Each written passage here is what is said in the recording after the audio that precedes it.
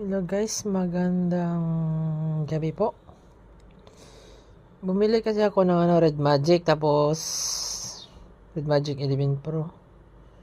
Hindi ko alam kung bakit hindi nag-ilaw dito. Kasi sa YouTube nakikita ko nag-ilaw to yung logo dito, at saka dito din. Amanda. Dito din, dito nag-ilaw din dito. Ang ilaw niya dito lang sa akin. At saka dito sa nag-ilaw nag-ilaw daw dito. Pero hindi naman Hindi nag-ilaw sa akin. Logo at saka parang may defect. Ano ko ba?